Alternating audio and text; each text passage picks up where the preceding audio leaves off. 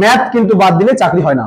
Math বাদ দিয়ে কারোর চাকরি কোনোদিন হবে না, হয়নি, আগামী দিনেও হবে না, এখনো হচ্ছে না।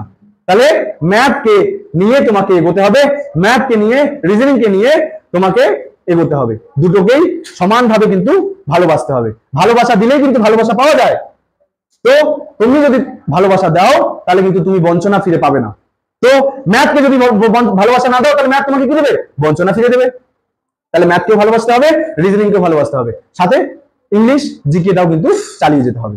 আমরা আজকে করবো হচ্ছে নাম্বার র্যাঙ্কিং, ভীষণ ইম্পর্টেন্ট চ্যাপ্টার একটা। নাম্বার র্যাঙ্কিং দেখো, তোমাকে একটা বলবে, একটা লাইন দিয়ে দিবে, সেটা হরাইজন্টালি হতে পারে বা কলাম অনুযায়ী হতে পারে বা রো অনুযায়ী হতে পারে। তো তোমাকে বলতে পারে একটা লাইন আছে, সেই লাইনে সামন থেকে, অর্থাৎ সামনের দিক থেকে, সামন অর্থাৎ এটা আর এন্ড পয়েন্ট হচ্ছে এটা। তো তোমাকে বলতে পারে যে সামন থেকে 10তম স্থানে বা পেছন থেকে 10তম স্থানে একজন আছে এবং তাদের মিডিলে কতজন আছে, মানে এটা কেন কিসের জন্য দেবে, পুরোটা দেখা গেল দিয়ে দিল তোমাকে যে 50 জনের লাইন আছে। 50 জন লাইনের মধ্যে যে রাম হচ্ছে সামন থেকে 10তম র্যাঙ্কে আছে, কততম? 10th, ঠিক আছে। এবং শ্যাম হচ্ছে পেছন থেকে 15তম, পেছন থেকে 15তম, শ্যাম 15th rank from the end side. তো এবার তোমাকে যদি জিজ্ঞেস করে এখানে কতজন আছে, মানে রাম আর শ্যামের মিডিলে কতজন আছে, তোমরা কি করবে? নর্মাল এই যে 15 আর 10 কি করব? যোগ করব, কত হয়? 25 হয়। আর 50 জনের লাইনে 15 আর যোগ 10 কত হয়? 25। 50 জনের থেকে 25 বিয়োগ করলে কত হয়? 25 হয়। তাহলে এখানে মিডিলে কতজন আছে? 25 জন। এরকম আবার তোমাকে এরকম বলবে যে রাম হচ্ছে বাদিক থেকে, দেখো তোমার বাদিক হচ্ছে এইটা, তোমার বাদিক হচ্ছে এটা, এবার তোমার ডান দিক কিন্তু এটা। তো বাদিক থেকে এবং আর হচ্ছে ডান দিক থেকে, যদি বলে রাম হচ্ছে বাদিক থেকে 10তম স্থানে আছে এবং শ্যাম হচ্ছে ডান দিক থেকে 15তম স্থানে আছে, ঠিক একই রকম কোয়েশ্চেন বলছি। এবার সেম জিনিস, এটাকে জাস্ট উল্টে দিলে এটা হয়, কিন্তু তোমাকে কোয়েশ্চেন দেবে যে রাম আর শ্যাম নিজের স্থান পরিবর্তন করে ফেলেছে, অর্থাৎ রাম এখানে শ্যাম এখানে আসলো, রাম এখানে আসলো। এবার যদি বলে যে শ্যাম এখানে আসলো আর রাম এখানে, অর্থাৎ এদের মিডিলেও কিছু স্টুডেন্ট আছে, জাস্ট এই জায়গাটা একই থাকলো, কিন্তু রাম আর শ্যাম কি করলো? রাম এখানে আসলো, শ্যাম এখানে আসলো। তাহলে এবার তোমাকে কি বললো যে না, শ্যাম ডান দিক থেকে, এবার শ্যামের র্যাঙ্কটা বলে দেবে, শ্যাম হচ্ছে ডান দিক থেকে 41তম, শ্যাম ডান দিক থেকে 41তম, কততম? 41তম, ঠিক আছে। তাহলে বলবে যে শ্যামের বাদিকে কতজন আছে, বা মনে করো বলে দিল যে রামের র্যাঙ্ক কত, বা বলে দিল যে রাম আর শ্যামের মিডিলে কত। একটা কোশ্চেন দিয়ে তোমাকে অনেক কিছু কোশ্চেন জিজ্ঞেস করতে পারে। তো তোমাকে মাথায় রাখতে হবে, দেখো শ্যামের কিন্তু র্যাঙ্ক হচ্ছে বর্তমানে 41। তাহলে দেখো তো এই যে রাম যেই জায়গায় ছিল, এই রাম তো 10 নম্বর র্যাঙ্ক ছিল, কোথা থেকে? বাদিক থেকে। তাহলে বাদিক থেকে যদি 10 নম্বর র্যাঙ্কে থাকে, তাহলে তার ঠিক বাদিকে কতজন ছিল? 9 জন ছিল। তাহলে বলো তো এই যে শ্যাম যে এখানে আসলো, তাহলে শ্যামেরও বাদিকে কতজন আছে? 9 জন আছে, তাই তো? তাহলে 9 জন। তাহলে বলো এই যে শ্যাম ডান দিক থেকে যদি 41তম হয় এবং তার এইদিকে যদি 9 জন হয়, তাহলে রোতে মানে টোটাল কতগুলো আছে? তাহলে 41 হচ্ছে এদিক থেকে, আর এই জায়গায় হচ্ছে 9, তাহলে কত হয়? 50 জন। তাহলে এখানে টোটাল কতজন আছে? 50 জন। এটাই তো ছিল কোশ্চেন, সেম জিনিস, বুঝতে পারলাম? তাহলে আমরা এবার কোশ্চেন ওয়াইজ যদি একটু আলোচনা করি, জাস্ট মাথায় রাখবে তোমাকে এরকম ভাবে দিতে পারে, আবার এরকম ভাবে দিতে পারে। পরীক্ষা কিন্তু এগুলোই বেশি দেয়, এই স্থান পরিবর্তন করাটা, ঠিক আছে।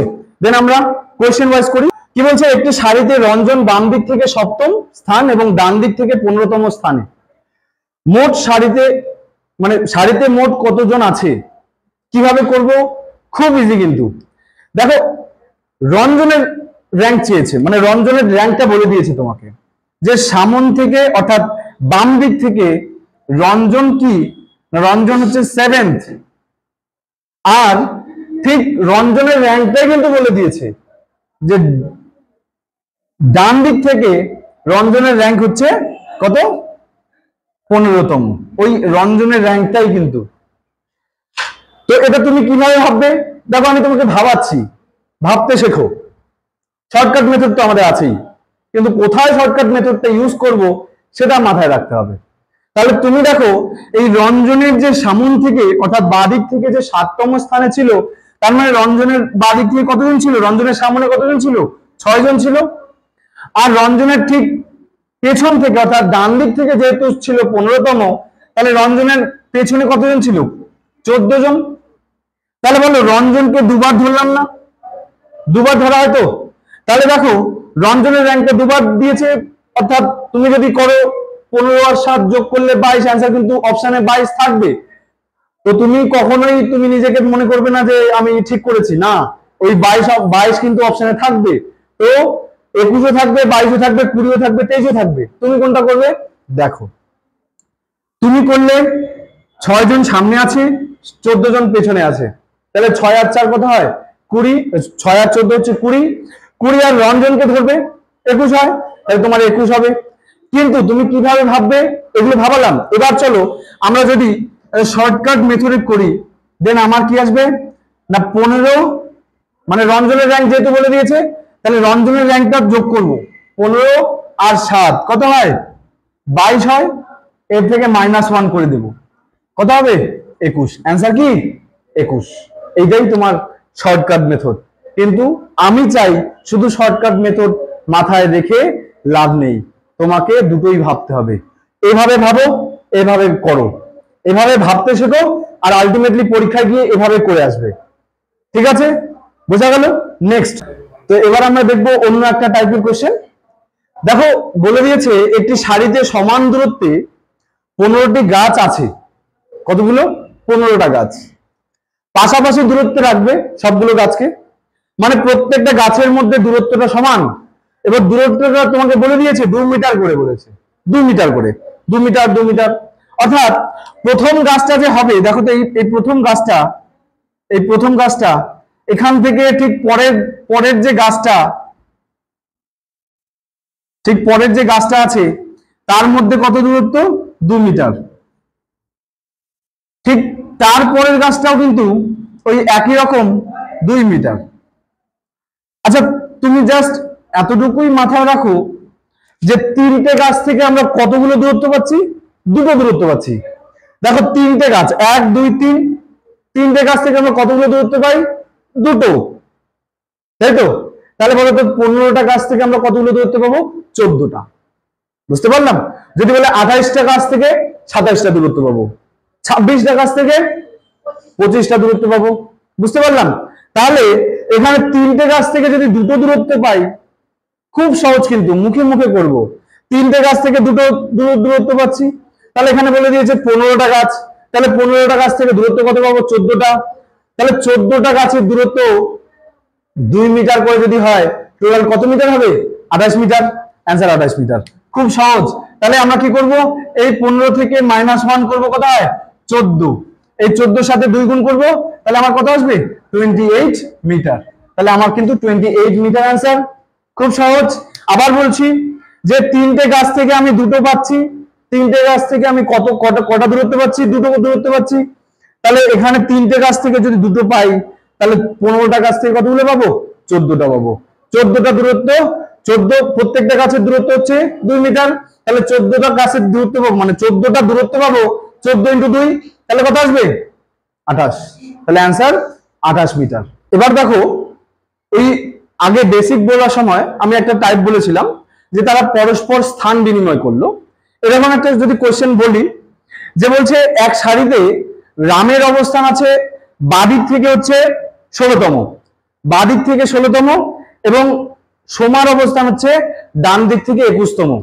তাহলে রামের অবস্থান বাদিক থেকে 16তম, কে এটা, রাম।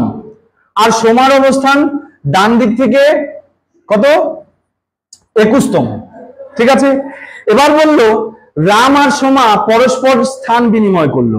কিভাবে না, দেখো রামের জায়গায় কি আসলো, রামের জায়গায় সোমা আসলো, আর সোমার জায়গায় রাম চলে আসলো।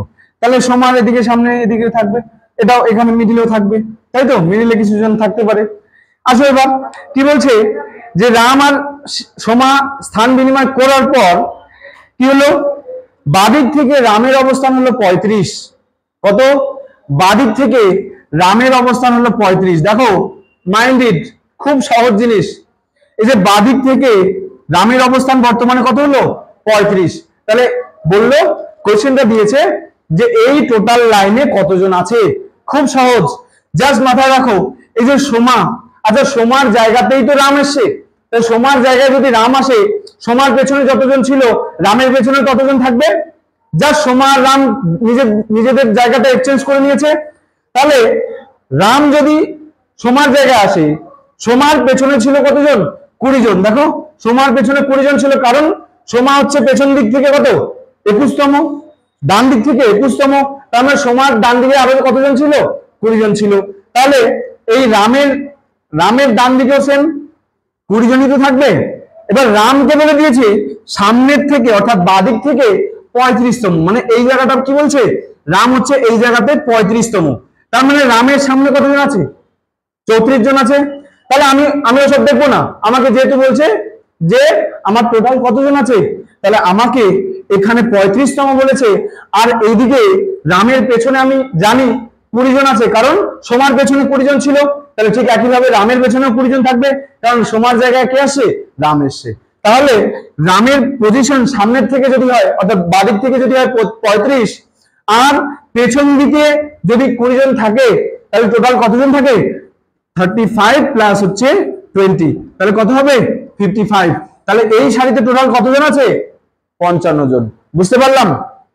আমি আরেকবার বলছি যে রামের পজিশন সামন থেকে অর্থাৎ বাদিক থেকে 16তম, সোমার পজিশন ডান দিক থেকে হচ্ছে 21। তাহলে তুমি বুঝতে পারছো রামের সামনে হচ্ছে 15 জন আছে, আর সোমার পেছনে হচ্ছে 20 জন আছে। এবার কি বললো? রাম আর সোমা কি করলো? স্থান বিনিময় করলো। রামের জায়গায় সোমা আসলো, আর সোমার জায়গায় রাম আসলো। এবার আর একজনের পজিশনটা তোমাকে বলে দিয়েছে, এই একটা কিন্তু পজিশন তোমাকে বলে দিবেই, এবং তোমাকে যা কিছু চাইতে পারে। তোমাকে রামের পজিশনটা এবার বলে দিল যে রাম হচ্ছে সামন থেকে 35। তাহলে রাম সামন থেকে 35, তাহলে পেছনে কতজন আছে? সোমার পেছনে 20 জন ছিল, সোমার জায়গায় কে আসলো? রাম আসলো। তাহলে সোমার পেছনে যদি 20 জন হয়, তাহলে রামের পেছনে 20 জন, তাহলে 35 প্লাস 20 হচ্ছে কত? 55। তাহলে এখানে কতজন আছে? 55। দেখো এই কোশ্চেনটা যদি আরেকটু ঘুরিয়ে দিত যে এদের মধ্যে কতজন আছে, এদের মধ্যে সোমা আর রামের মধ্যে কতজন আছে। দেখো সোমা এবার তোমাকে আরেকটু বলে দিতে পারে, জাস্ট মাথায় রাখবে যে রাম বলে দিয়েছে সামন থেকে 35। রাম কত বলে দিয়েছে? সামন থেকে 35।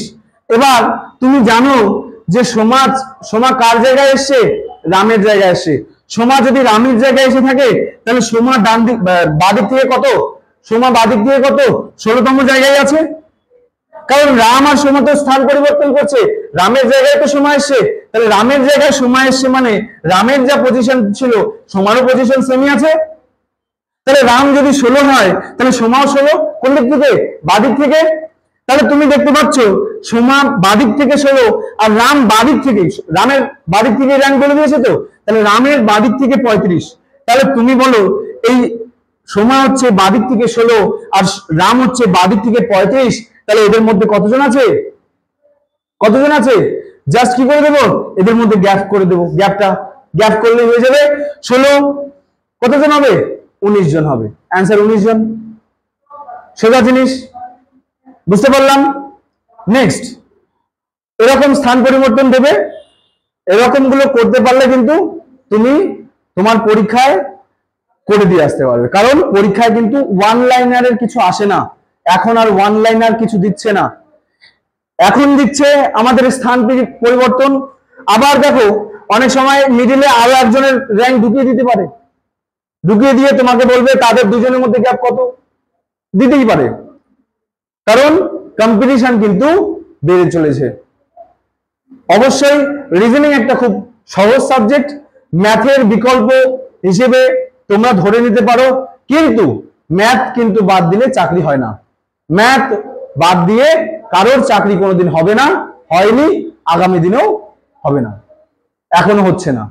তাহলে ম্যাথকে নিয়ে তোমাকে এগোতে হবে, ম্যাথকে নিয়ে, রিজনিংকে নিয়ে তোমাকে এগোতে হবে। দুটোকেই সমানভাবে কিন্তু ভালোবাসতে হবে। ভালোবাসা দিলেই কিন্তু ভালোবাসা পাওয়া যায়। তো তুমি যদি ভালোবাসা দাও তাহলে কিন্তু তুমি বঞ্চনা ফিরে পাবে না। তো ম্যাথকে যদি ভালোবাসা না দাও তাহলে ম্যাথ তোমাকে কি দেবে? বঞ্চনা ফিরে দেবে। তাহলে ম্যাথকেও ভালোবাসতে হবে, রিজনিংকেও ভালোবাসতে হবে, সাথে ইংলিশ জিকেটাও কিন্তু চালিয়ে যেতে হবে। চলো আজকে আমরা এই অবধি এই নাম্বার র্যাঙ্কিং রাখলাম, এবং আমরা আগামী নেক্সট ক্লাসে কিন্তু কোনো আরেকটা চ্যাপ্টার নিয়ে আমরা আলোচনা করব।